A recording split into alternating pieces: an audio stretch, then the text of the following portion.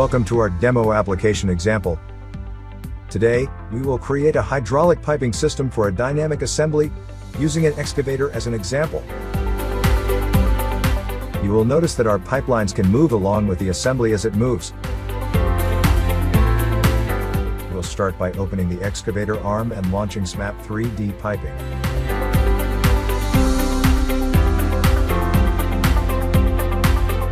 We'll create a new sub-assembly and name it PL7.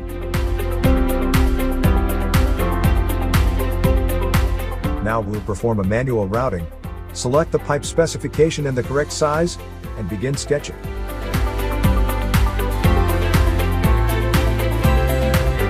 In this case, our reference line starts at the sketch line, and this pipe runs concentrically through the pipe clamps that have already been installed. This means it is already exactly where it's supposed to be.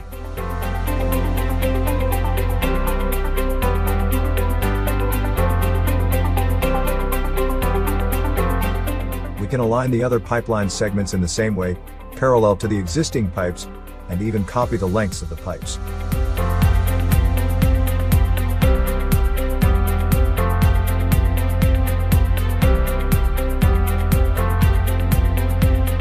A distance from the last clamp can also be specified and set to 200 mm, as shown in the example.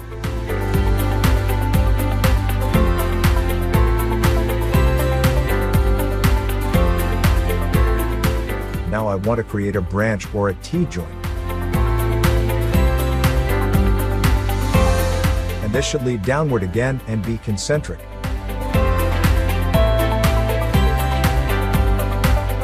And the last thing we need is the length. So let's enter that here too. Now we can create the piping.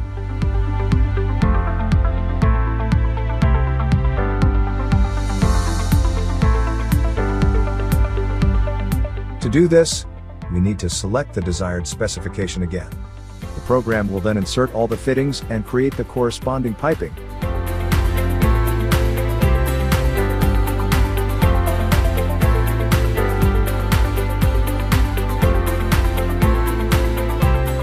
It places a T-fitting.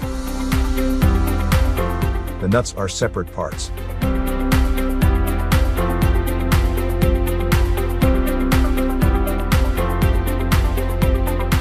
In this case, there are also virtual features or components for the seal, the cutting ring, or the O-rings. They do not need to be physically placed in the 3D model, but they will still be listed correctly in the bill of materials.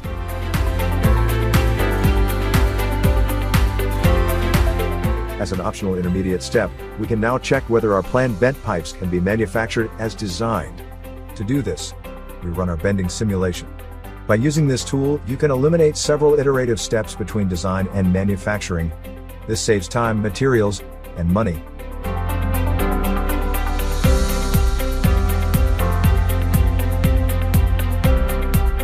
We receive the results within a few seconds.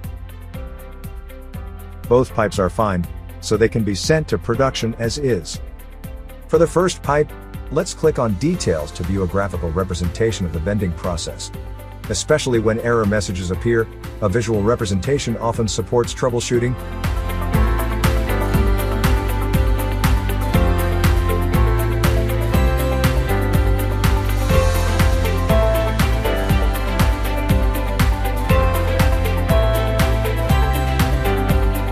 For the sake of completeness, let's also take a quick look at the simulation for the second pipe.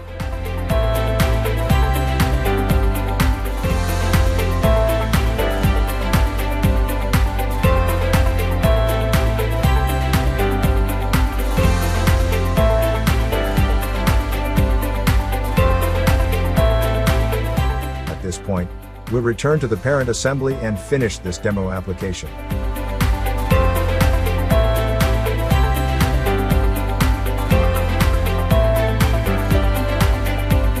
Thank you for watching this video.